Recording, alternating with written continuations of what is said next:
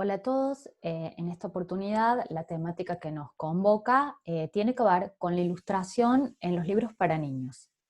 La ilustración en los libros para niños constituye un lenguaje paralelo al lenguaje o al código lingüístico, digamos, o al lenguaje hecho de palabras. Entonces implica una otra lectura que es muy importante descifrar y poder acceder a ella. Primero, porque los niños en muchas oportunidades eligen los libros por las ilustraciones. Y segundo, porque en la ilustración hay toda una apuesta estética por parte del ilustrador o del artista plástico que lo ilustra. A veces puede tratarse de la misma persona, a veces pueden ser personas diferentes que trabajan en conjunto, o en otras ocasiones la editorial convoca a un ilustrador para determinado libro. Y en esas ilustraciones tenemos una interpretación, una lectura posible que a la vez abre otras lecturas en los lectores. Por eso creo que es de vital importancia reconocer algunos elementos visuales que están implicados en la imagen y que nos están hablando de estereotipos, de connotaciones, de símbolos y de implicaciones de sentido que son muy importantes al momento de emprender la lectura de los libros infantiles.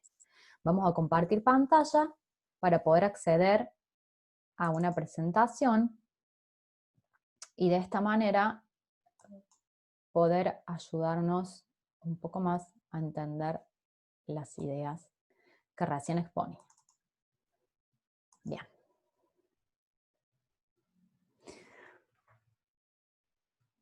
Bueno, ¿qué es la ilustración primero? ¿Cómo podríamos definir o conceptualizar la ilustración? Como aquel conjunto de imágenes o secuencias que de alguna manera acompañan. ¿Por qué digo imágenes en secuencia? Imágenes en secuencia porque por lo general hay una sucesión, aunque puede también haber una ruptura del espacio de la página, incluso propuestas un poco más artísticas, como lo pueden ser el libro álbum y el libro objeto, que ya nos vamos a introducir en ello. Pero por lo general son imágenes secuenciadas que forman o acompañan o son el contrapunto al texto. Es decir, entregan una información sobre el texto, pero también añaden una información nueva. Por eso decimos que lo realzan o que amplían la historia o que multiplican los sentidos. La imagen no duplica lo que hay en el texto, sino que construye un texto nuevo a la par del texto escrito y por lo tanto demanda ser leída como tal, como un texto diferente, un texto otro, ya que es la interpretación o una interpretación posible de lo que está volcado en las palabras, a través de otro lenguaje, que en este caso es el lenguaje icónico. Siempre implica una interpretación personal del texto. En este sentido, como les dije recién, podría darse el fenómeno de que el ilustrador y autor sean la misma persona, pero también puede darse el fenómeno de que el autor trabaje en conjunto con un ilustrador o que bien envíe su libro a la editorial y la editorial escoja un ilustrador para esa historia.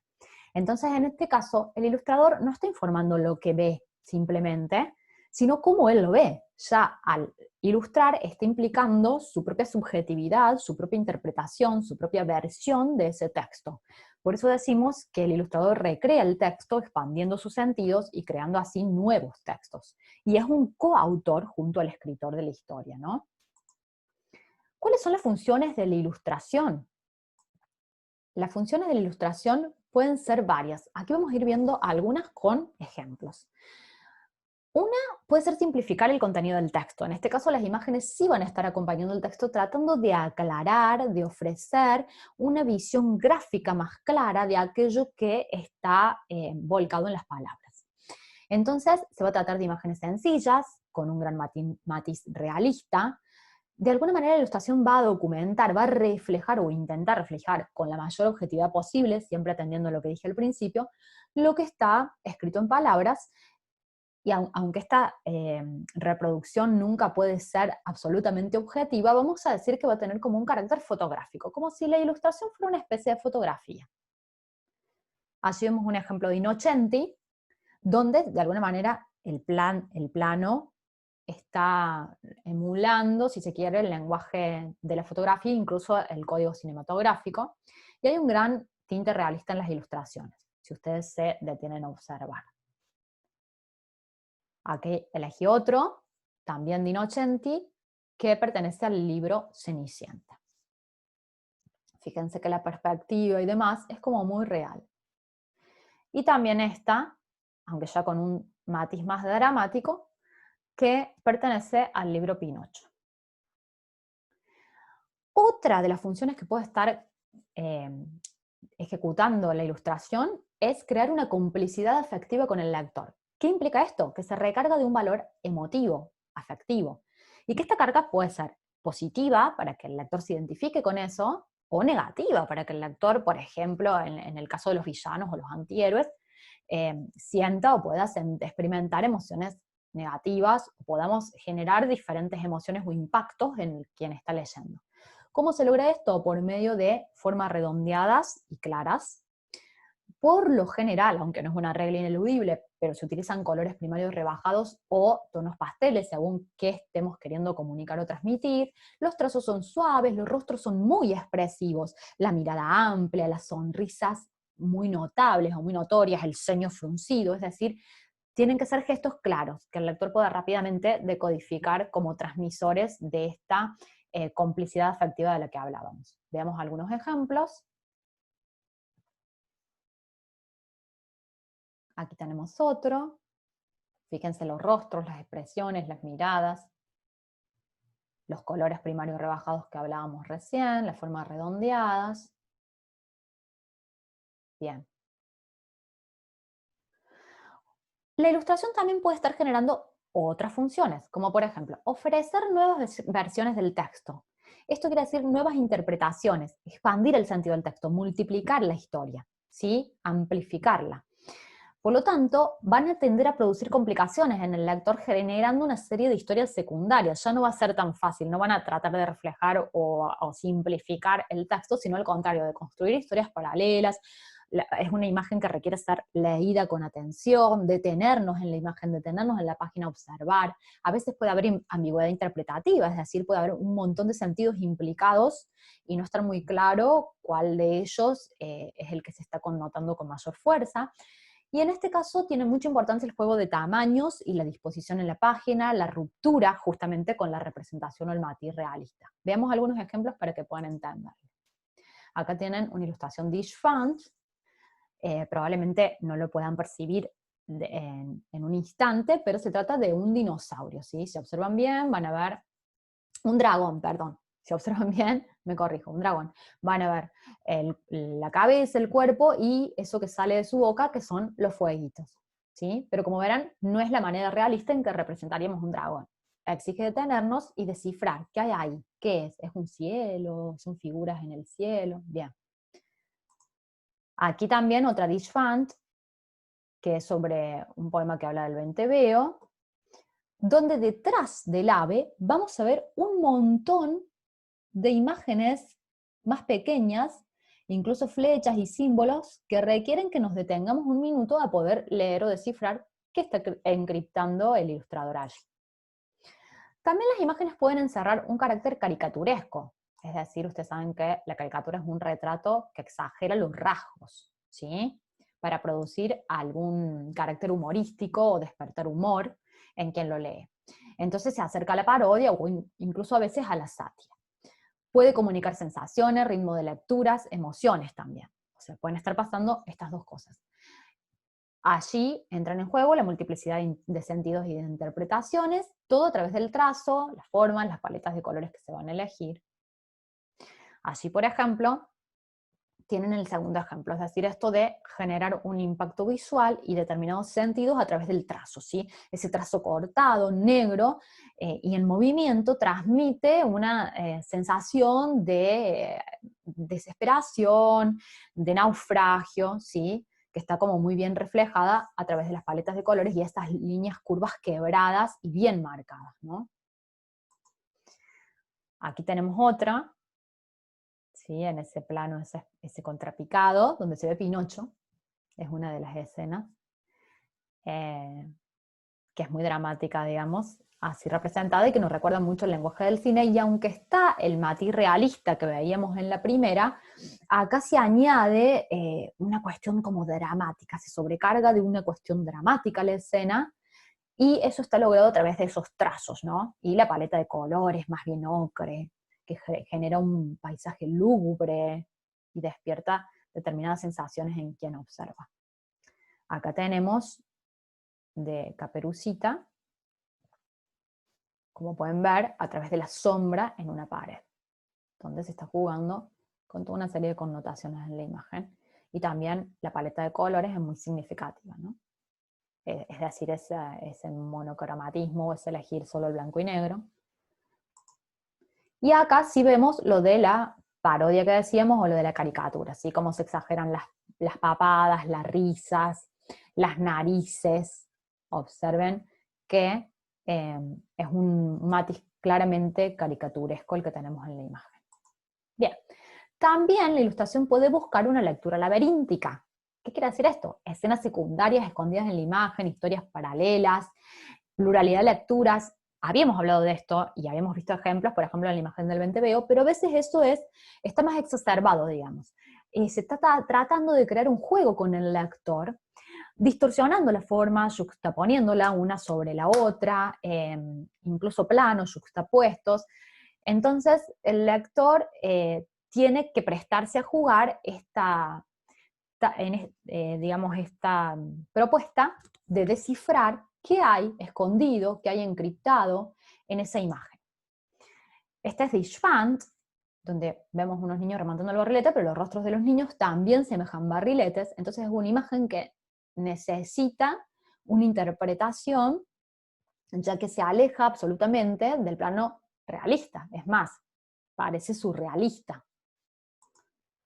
Allí tenemos otra, donde tenemos dos planos, una arriba y una abajo, y una superposición de imágenes que necesitan ser vistas con atención porque las figuras se mezclan y se superponen entre sí. Allí tenemos otro ejemplo, imágenes recargadas sobre cargadas, es decir, no lo miro y doy vuelta a la página, porque si realmente quiero detenerme a ver qué sucede en cada uno de los apartamentos que están ilustrados, voy a tener que detenerme a mirar, a observar y a descubrir. Incluso aparece también esta cuestión surrealista cuando vemos una especie de cocodrilo o lagarto en medio de una escena de una ciudad, ¿sí? Bien, esta es de Isol, Marisol Micenta, El camino al frente, yo hacia todos lados, y aparece también este juego de perspectivas, ¿no? El pie más grande que la persona, el pie con forma de un gallo, un ave, el dedo gordo, figuras que están caminando sobre el pie y que hay que prestar atención para ver de qué se trata. Bien. Hay ilustraciones que experimentan con recursos visuales muy simples, ¿sí? ¿Y qué tratan de hacer acá? Imitar el trazo infantil. Porque ustedes sabrán que la psicología infantil se ha encargado mucho de estudiar y analizar los dibujos de los niños para encontrar en ellos un medio para comunicar emociones, sensaciones, incluso vivencias o recuerdos que el niño, o situaciones incluso hasta traumáticas que el niño pueda estar atravesando. Entonces, cuando imitamos el trazo infantil, también estamos poniendo a jugar determinados sentidos. Acá van a aparecer pocos colores, líneas más cortadas, y las figuras no van a conservar demasiada proporción, ¿sí? Puede ser que el cuerpo de pronto sea más pequeño que la cabeza, o la mano sea más grande que la cabeza, ¿sí? Esas cosas pueden estar ocurriendo. Como vemos aquí, ven una cabeza súper pequeña para el cuerpo, los planos, el automóvil en relación al hombre, es como que no se conserva muy bien la perspectiva. Acá, y creo que Mark Tiger es un buenísimo ejemplo de esto, que por lo general, depende el libro del que se trate, está jugando con esto que les hablaba de la psicología infantil. Aquí tenemos Aquiles, el puntito y garbancito, fíjense en los trazos de pintura, pero hay toda una simbología, sobre todo en la verdadera historia de la Caperucita, que yo había recomendado su lectura, aparece muy claramente eso, porque la imagen está connotando absolutamente un montón de significados que en el texto no aparecen. Ahí está la portada. Bien. En algunos casos se experimenta con códigos visuales muy arbitrarios, es decir, pareciera que no hay referente, no nos damos cuenta, el lenguaje icónico conforma un lenguaje nuevo, pero además encriptado. Es decir, hay que descifrar de qué se trata, sin el texto casi, sin una alusión lingüística, sin la palabra, casi no podemos descifrar qué está sucediendo en la imagen, porque no hay un referente definido. Vamos a ver un ejemplo. Bien, son solo círculos de diferentes colores vistos desde arriba. Pero cuando nosotros vemos que debajo dice Caperucita Roja, Esa referencia hace que podamos resignificar la lectura. Ya dejan de ser circulitos para aventurar una posible interpretación. Si todos conocemos la historia de Caperucita, vamos a inclinarnos a pensar que el recuadro de color ocre es la casa, la bola amarilla más grande es su mamá, la bola roja claramente es Caperucita, y lo que vemos como esos matices de verdes es el bosque. Aquí tenemos otra de Caperucita roja, que podemos estimar que es Caperucita en medio del bosque. Y el círculo negro hace alusión claramente al lobo. Fíjense que hay un juego de tamaños, proporciones, o sea, nada está puesto al azar.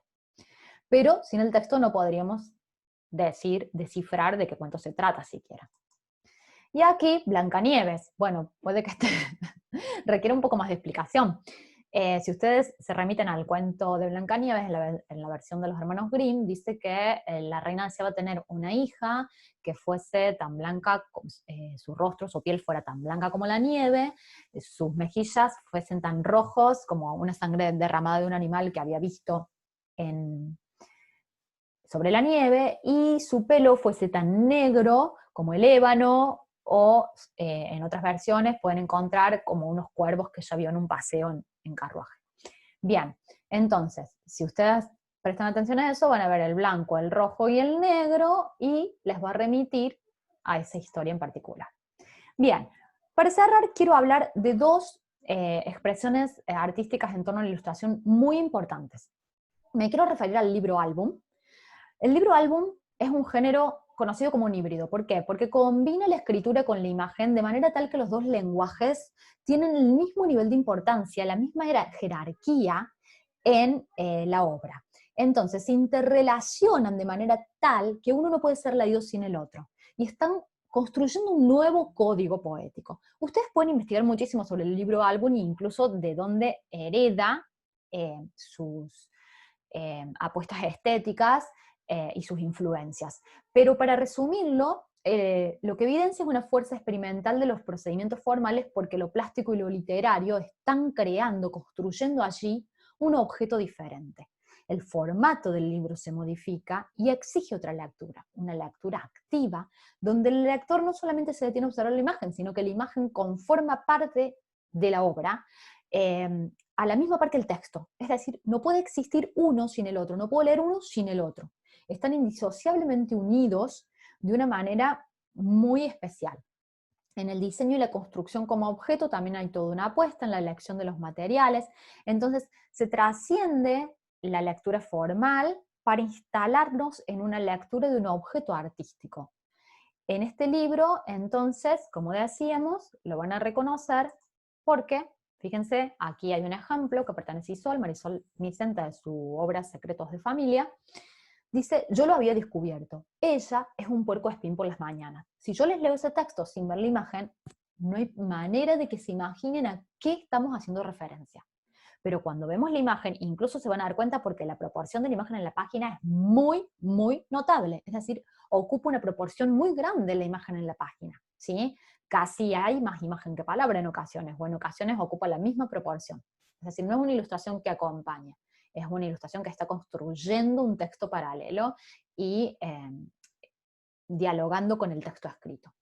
Entonces, cuando vemos la imagen, yo lo había descubierto, ya es un puercoespín en la mañana, entonces inmediatamente aparecen esos significados, esos sentidos asociándose. Yo creo que un maestro en el libro álbum es Anthony Brown. Recomiendo su lectura porque realmente van a poder entender de manera muy clave de qué se trata el libro álbum, además de la manera en que está jugando con el lenguaje icónico y con los sentidos ocultos en la imagen. Muy recomendable su obra completa, excelentísima. Y los libros objeto, que es otro género, es decir, diferenciamos libro álbum de libro objeto, son aquellos que a través de su forma imponen un modo de lectura que descaracteriza, desnaturaliza el modo habitual de leer. ¿Por qué? Porque ahora nos vamos a enfrentar a un objeto artístico. Es decir, el formato libro desaparece para dar lugar a un formato diferente, que no tiene que ver con la lectura lineal de dar vuelta a la página en una sucesión, como estamos acostumbrados, sino que ya desde su apuesta artística entera, completa como objeto, nos coloca ante una lectura que nos descoloca. Hay que hacer otra cosa acá. puede ser que el libro esté presentado en una cajita que haya que abrir y que haya que construir la historia junto con. Puede tratarse de un formato acordeón, como el de tener un patito útil de Isol, donde a través del formato acordeón yo puedo elegir leerlo de un lado y del otro, el libro termina y a la vez vuelve a empezar, ¿sí? O incluso yo puedo elegir disponerlo como una lámina, o puedo elegir la lectura convencional de girar las páginas, y no sabemos muy bien dónde empieza la historia, en cuál de las dos maneras empezar a leerla. Entonces hay toda una decisión por parte del lector de construir esa historia, si bien toda lectura es activa, aquí es como que se exacerba eso, construir esa historia junto con el autor. No se trata de libros juguetes, diferenciémoslo de los libros juguetes, que son aquellos que traen, por ejemplo, un peinecito para peinar al animalito que aparece allí, o una bocinita para tocar, que más bien están instando al lector a hacer una cuestión muy automática, ¿sí? Que no esté implicando un desafío intelectual. Acá se trata de un desafío intelectual y de un verdadero objeto artístico, ¿sí? No es un libro para jugar, es un libro para pensar y construir sentidos a la vez que se manipule el objeto artístico. Proponen entonces esta lectura activa e irrepetible, recuperando el valor artístico del objeto y además arrancándolo de la idea de producción en serie, porque por lo general la tirada de este tipo de libros es inferior, por los costos y porque también quieren volver a esto de que el objeto sea único. Incluso van a ver que dentro de esta categoría pueden aparecer los libros de autores, es decir, libros que el autor hace manual o artesanalmente y que quizás sean únicos, ¿sí? Un ejemplar.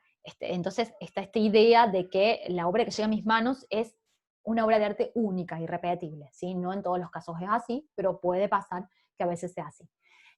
Entonces, diferenciado ya de lo que es un libro juguete, vamos a ver algunos ejemplos. Bueno, allí tienen un libro plegable donde hay que armar, donde hay que construir, donde no está muy bien claro de dónde empieza, dónde termina la lectura, y debajo tienen el dishpan, detrás de él estaba su nariz, donde van a tener tiras dentro de un sobre, ya no se encuentran con un libro, sino con un sobre lleno de tiras que tienen que doblar de una manera y encastrar de una manera determinada, representando las bandas de Moebius, que era un matemático, y ustedes van a ver que girando esas bandas, ¿sí? Ustedes leen la historia y la historia vuelve a empezar. Es una historia que termina y empieza con este sentido del infinito, ¿sí? Las bandas forman como una especie de símbolo del infinito, entonces hay todo un sentido implicado detrás de ese objeto y de la forma de manipular su lectura.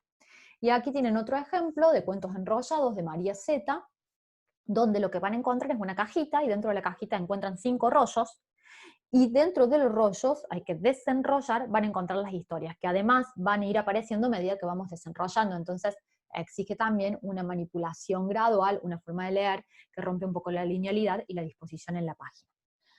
Bien, bueno.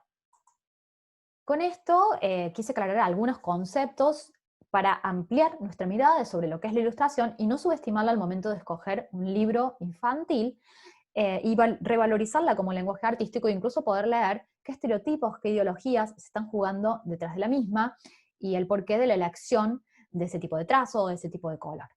Bueno, los invito entonces a poder explorar distintos formatos, hacer un recorrido por libros álbumes, por libros objeto y por libros ilustrados, donde van a poder visualizar estas distintas apuestas estéticas.